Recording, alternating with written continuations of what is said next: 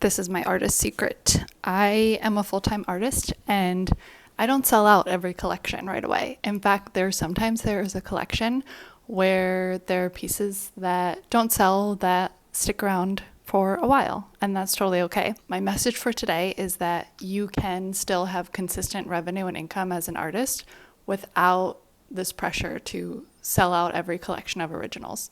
And I'm going to talk about how I do it. I feel like a lot of times as artists who are kind of, I'll just speak for myself, like Googling our way through having an art career, as I was like trying to figure things out years ago, I would see other artists and their models would basically have a new collection of original paintings a few times a year, put it on their website, announce it on Instagram, send out a couple emails about it, and then it would sell out, or it would sell mostly out. And I felt like there was kind of a gap in the education or just in the Googling where I was like, well, what do you do if it doesn't sell out right away? Because again, I've been at this a long time and my work is getting really popular, but I don't sell out every original collection right away, whether that's with my galleries or on my own website. It's something that I'm working towards, but basically, again, the point of this is to reassure you that that's not the only way to have a full-time income as an artist. What I feel like I'm doing here on this channel is like taking all of the kind of like female entrepreneur online marketing things that I've been like soaking up for years, paid so much to consultants and people to teach me this stuff, and I want to translate it into art world. So I think a big thing that I've learned from that kind of like entrepreneur marketing kind of side of things is to have multiple revenue streams. And I think for me, at least, what I would always see is like the idea of a fine artist is like you just make your art and then you sell it through a gallery, or now you can sell it on your own on your website or on Instagram or whatever. And there are so many other ways to create income, and that's part of it. That's one of my income streams, is selling original art through my website and through galleries. But I would say kind of overarching themes. I have like 6 overall revenue streams. So I'm going to break down each one. And this is just kind of like an overview of what those revenue streams are. I go much more into detail into how the marketing kind of machine works for each of these and what you can do to kind of build and stabilize these revenue streams in my membership and in one-on-one coaching if you need help with any of that. And one more thing I want to say before I share the revenue streams themselves is this doesn't have to be done right away. Like, don't feel like if you're earlier on in your journey that, oh my gosh, you got to go out and build all these revenue streams right away. This took me time to evolve, to kind of figure out what worked for me and what didn't. And honestly, like I had a dog walking business for many years. So that was one of my revenue streams before. This isn't only for full-time artists, your side hustle or whatever else you do is totally valid to be part of your art revenue streams because it is supporting your art practice. So the first revenue stream I have is selling original art. So I make abstract, minimalist, very colorful acrylic paintings, and then I do embroidery into them. So it's kind of a mixed media process. And I sell my originals. I release, ideally, I would say 3 or 4 collections a year on my website. This past year I've kind of slowed down a little bit, but I want to get into like more consistently releasing collections. And then I work with galleries. I work with 2 at the moment brick and mortar galleries and 1 online gallery. So I periodically send them new work, or they might have a show where they particularly want a few pieces, sometimes in a certain style from me. And then they kind of do a release of my originals that way. Number 2 is through my print shop. So I have a print shop on my website where people can buy my prints. And this is something I go super in depth on in my Art Print Empire online course. If you are interested in selling prints, I just want to shout from the rooftops, like selling prints is such a good way to have an extra kind of boost of consistent revenue in your art practice, where you're not having to wait for the next collection or wait for the next commission to come through. You can kind of take the pressure off of selling originals a little bit and let those sales come, as they come. And prints are something that if you build out kind of revenue streams, kind of sub revenue streams within that stream, you can be selling prints on a pretty consistent basis, and that kind of gives you this like extra feeling of kind of consistent money coming in. So I cannot recommend selling prints enough. The other way I sell prints, and this is the third revenue stream, is through third-party marketplaces. So there are so many examples of this. These aren't just ones that I use, but basically there's, platforms where you can upload your prints or, sell them yourself, like Saatchi Art and Minted, Artfully Walls, things like that.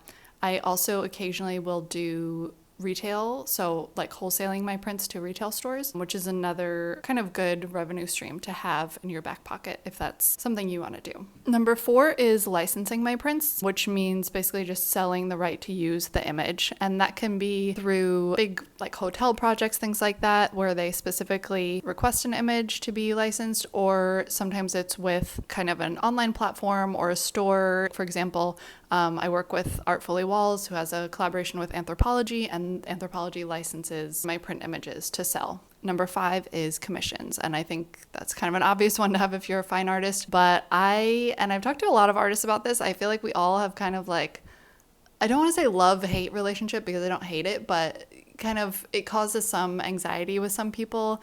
There is this element of commissions where you are not as free to just create whatever you want, and that can cause sometimes a little bit of anxiety. For me, I'm a people pleaser, I'm a perfectionist, so if I think that the color is just like a little bit off from what the client wants, it will like stress me out. But overall, I'm always really proud of my commission projects, and I've always had really good experiences working with clients and interior designers to create these pieces, and I think it's a really kind of a like special part of your art practice because it is different from just making whatever you want. It's kind of a collaboration, which is fun. This is something that you may not get every single day. So having kind of that print shop or print licensing, things like that running in the background is nice to kind of balance out commission sales and original sales as they come up. And number 6 is my very favorite revenue stream, and it is what I call the margin for magic.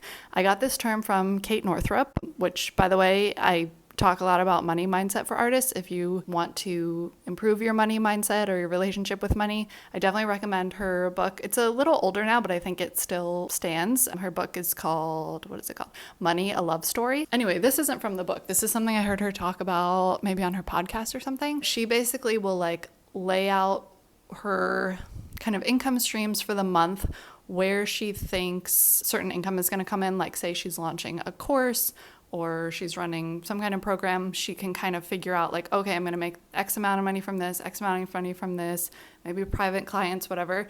And then she will always leave a margin for magic, which is if her overall income goal is a certain amount, this is maybe like a percentage of that where she's like, I don't know exactly how or when or where the rest of it's going to come from, but I've been around long enough to see that it always comes. And I heard that years ago, and it always stuck in my mind, like, it's true, the how isn't your job. And especially if you don't have a traditional like 9-to-5 job, you don't always know exactly how certain opportunities are going to come, which is part of the fun of it. And so for some reason in my head, I would think about the margin for magic, but because I'm weird, I would always call it the margin for magique. Like I would say it in French, and that was like years ago. And I would always think like, I have this commission this month, I'm releasing a new collection, I'm selling these prints on, this new website, this new marketplace, something like that. But I'm going to leave a margin for magique. I don't know where the other $1,000 or whatever is going to come from. I'm just going to let it come to me. And probably 2 years ago, the craziest thing happened. I got an email out of the blue, which is where these things normally come from a brand called Hotel Magique, which I had maybe heard of, but it wasn't really on my radar, and they weren't known for selling art. So it wasn't like somewhere that I would have ever submitted my art, because they're more of like a kind of clothing, home decor, lifestyle brand. And they emailed and they were like, or they might have DM'd me, but the founder was like, hey, we're doing artist collaborations. we'd love for you to submit some artwork that we would potentially use, like license as prints. And so I ended up doing a collaboration with them where I created these really cool minimalist paintings, and then they translated them into a print and sold the print. And so I've made money licensing that print over the past couple of years. And I just thought the story was so funny, where it was like literally this like kind of manifesting trick like worked out, where it was like I left room for Magique, and literally Hotel Magique got in touch and they were like, we're selling your art. And so you just like never know where these things are going to come from. So I think this is a revenue stream to not sleep on. I know it sounds kind of like, well, what am I supposed to do? But that's the point. Like, work on the other streams and like build those out as you can, but also build up your kind of openness to possibilities, because I think that is, if you're in any kind of creative career, like a career where like jobs aren't just like handed down from like your boss or your manager or whatever, they kind of come from different places, that a big part of your job should be opening up to these things, like using your imagination, or just kind of like even using a mantra, or just thinking in your head, like, I'm open to amazing, incredible income opportunities coming to me as an artist. So those are my 6 revenue streams as an artist.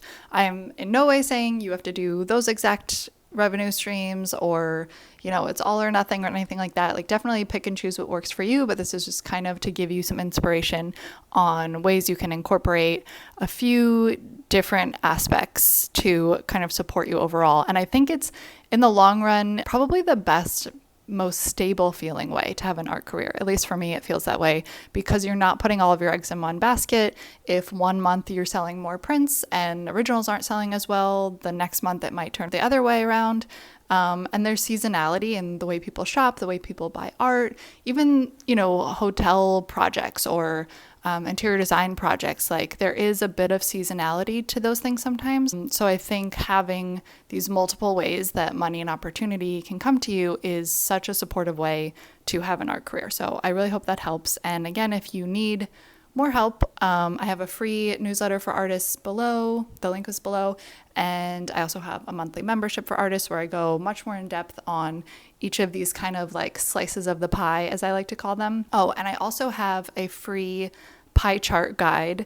That's what I call it, because again, I have these kind of like slices of the pie that the pie chart guide goes a little bit more into like the marketing aspect and like the building out each of these revenue streams, and where to kind of share and sell your art online and beyond, so that you can build these streams over time. So download that below. The link is below, and you will also get access to my artist newsletter that I send a couple times a month. So I will see you soon.